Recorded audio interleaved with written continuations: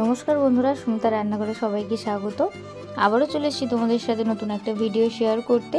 আজ তোমাদের সাথে শেয়ার করব নিরামিষ ছানার কোপ্তাকারি রেসিপি।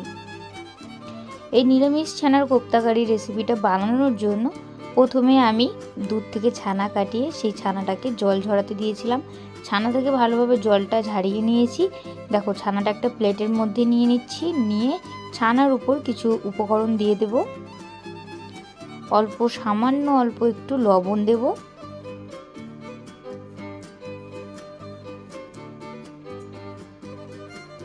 আর দেব স্বাদ মতো চিনি,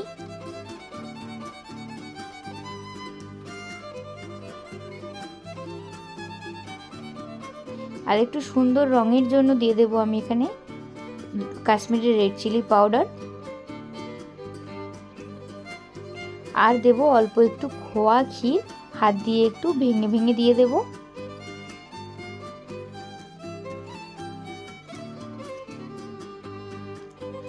এবারে ছানার সাথে সবকিছু একটু ভালো করে মাখিয়ে নেব।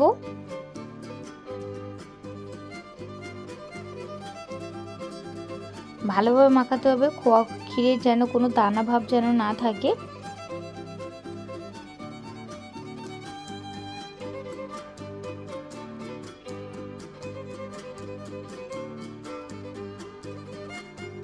দেখো, আমি সব কিছু দিয়ে ভালোভাবে মাখিয়ে নিয়েছি। আর এবারে আমি বাইন্ডিংয়ের জন্য দিয়ে দিচ্ছি 1 চামচের মতো ময়দা। ময়দাটা দেওয়ার কারণে কোপ্তাগুলো যখন আমি তেলে ভাজা করব তখন ভেঙে যাবে না।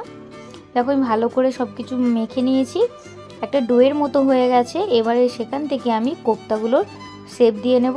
ছোট ছোট গোল গোল করে একটু চ্যাপটা চ্যাপটা করে নিচ্ছি।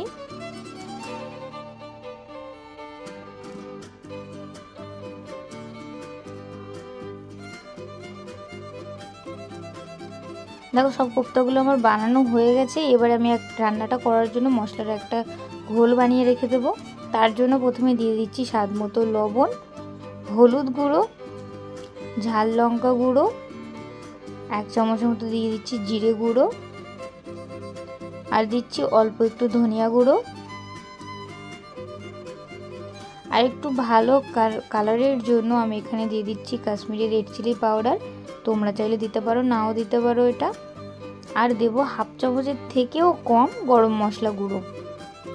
এবার অল্প একটু জল দিয়ে মশলাগুলো ভালো করে গুলে আর রেখে দেব।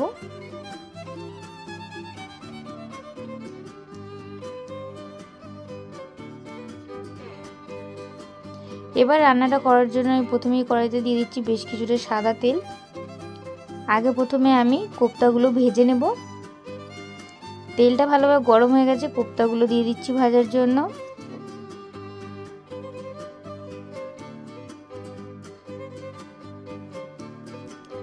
কোপ্তাগুলো বেশ লাল লাল করে ভেজে নেব।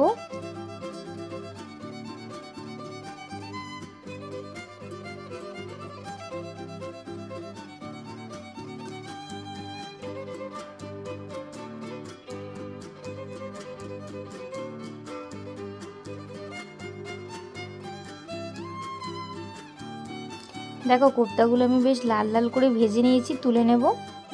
এবার আরও একটা মশলার পেস্ট তৈরি করে নেব। তার জন্য মিক্সির জারের মধ্যে দিয়ে দিচ্ছি অল্প একটু খোয়া ক্ষীর আর অল্প একটু পোস্ত। এবার জল দিয়ে এটা ভালো করে ভেজাতে দিয়ে দিলাম পোস্তটা। এবার রান্নাটা করার জন্য তেলে দিয়ে দিচ্ছি গোটা গরম মশলা, তেজপাতা ফোড়নে। ফোড়নটার থেকে একটু ভালো সুগন্ধ বের হলে দিয়ে দিচ্ছি ওই গুলে রাখা মশলাটা। এবার গুলে রাখা মশলাটা দিয়ে একটু তেলের সাথে ভালো করে কষিয়ে নেব।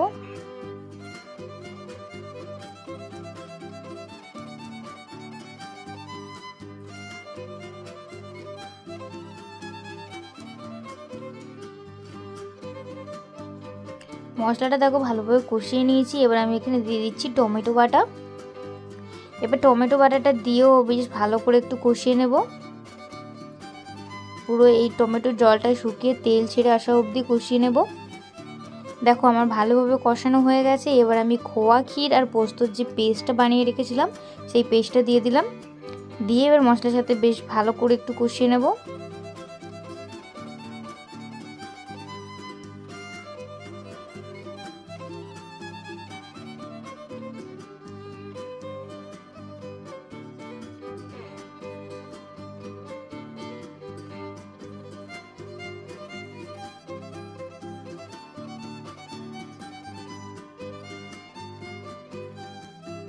মশলাটা একটু ভালো করে কষিয়ে নেব।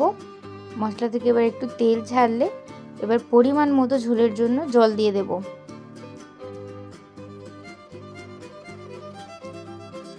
এবার জলটা দিয়ে ঝোলটা একটু ফুটতে দেব।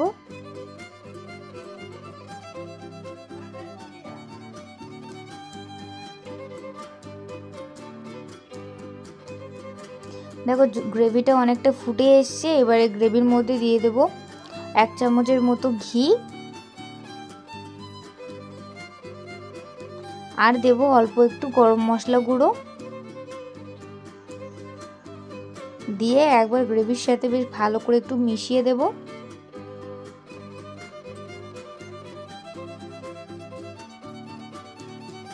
এবার আমি এখানে ছানার কোপ্তাগুলো দিয়ে দেব, দিয়ে 2 থেকে 5 মিনিট ফুটিয়ে নামাবো।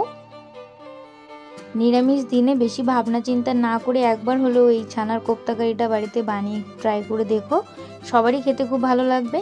আর আমার এই ভিডিওটি যদি ভালো লাগে তাহলে like, comment, share and subscribe করতে ভুলো না। আবারও দেখা হবে নতুন কোনো ভিডিওর সাথে। ততক্ষণ সবাই সুস্থ থাকবেন, ভালো থাকবেন। ধন্যবাদ।